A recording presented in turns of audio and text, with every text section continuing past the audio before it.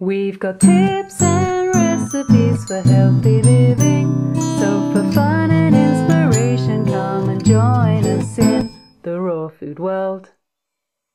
Welcome everybody, this is Matt Monarch with the Raw Food World TV show, coming at you from Podocarpus, the natural reserve of Ecuador. We're in one of the national forests, Podocarpus. It's the nearest one to Vilcabamba, and it's so beautiful. I don't know if you can see on the camera, but we're in a cloud forest right now, and it's kind of raining. Woo! But it's warm. But there's like all these different walks up here, all these different trails, and the guide was telling us it's really cold right now on like the big trail. There's like a big trail that you can go up to see all these lakes, and he said like up there it's like really cloudy and rainy and stuff right now, and we're in part of the cloud forest here, and there's like gentle rain and all these amazing ferns. Look at this fern, how tall it is. It's like a fern palm tree. It's cold here too. Yeah, it's a bit cold. And see all this bamboo, like native bamboo. Is that bamboo? Yeah. Wow. Like skinny native bamboo. And the amazing orchids. I was just picking up all these little, I'm assuming these are like orchid flowers that got knocked down in the wind or something. There was a mass of them on the floor. And the air here is just amazing. The air feels like just so rich and wet. You know, like you can feel it as it goes into you. It's just really like damp. I've been wanting to come here for the whole time that we've lived here, and today we finally made it. It's beautiful. Yeah, we're definitely in a higher elevation, and there is greenery everywhere. And this is what I love. I want to go 13,000 feet up and live there.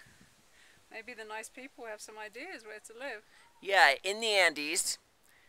We're thinking about building or getting a small little place way up high in the Andes. Where is the best, highest elevation place to live in the world? Well, in the Andes. Yeah. Or maybe in the world if people have ideas for somewhere else. Alright, in the world too. But especially we're close to the Andes, yeah. Yeah, this is awesome. You know, you run out of breath sooner.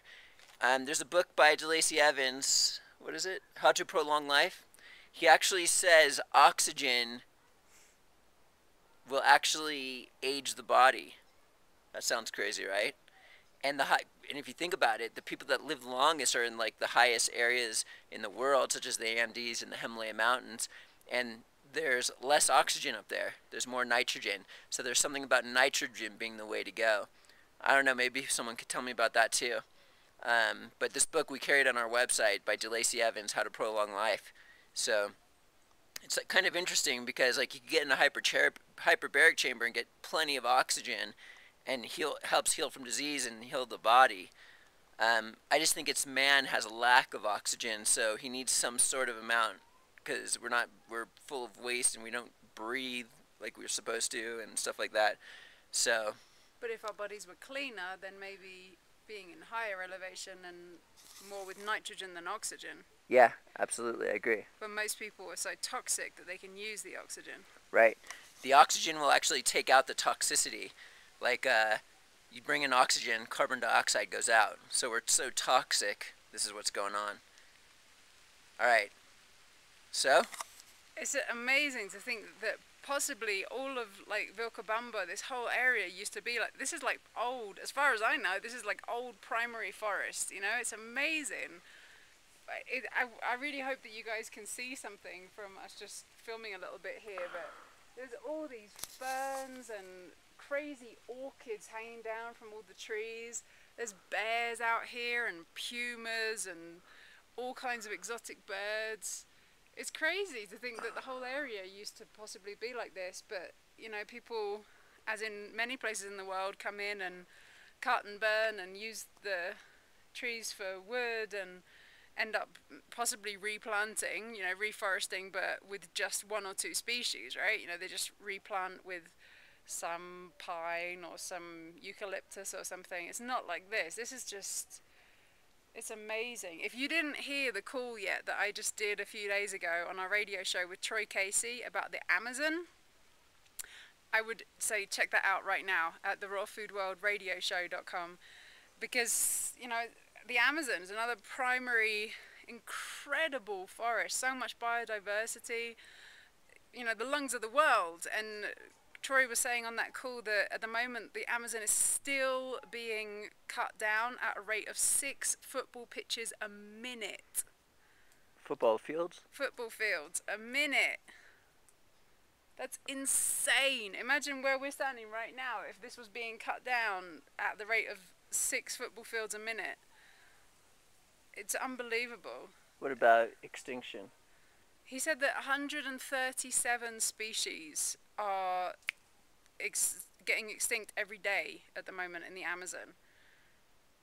It's just amazing. You know, to think that there's even that much biodiversity that we're able to lose 137 species a day. And yeah, we can help, you know, we can do things to help. Vote with our dollars. Anyway, listen to the call. You vote with your dollars for things that aren't contributing. Why is it all being cut down, right? It's being cut down to grow soy and to grow corn to feed cows, and it's being cut down for, you know, logging and agroforestry and petrochemicals and all that kind of nonsense. So vote with your dollars and not buying into all of that kind of stuff. It might be a nice idea. It's amazing, the air is so much thinner here. It's like, you gotta breathe more. Maybe we'll show you some more as we walk around if we see some more beautiful things to show you. And if we don't, who do we got there? Angela Stokes Monarch. And Matt Monarch rocking Podocarpus. And we'll see you again tomorrow at the Raw Food World TV show. Thanks for joining us. We'll see you again at the Raw Food World.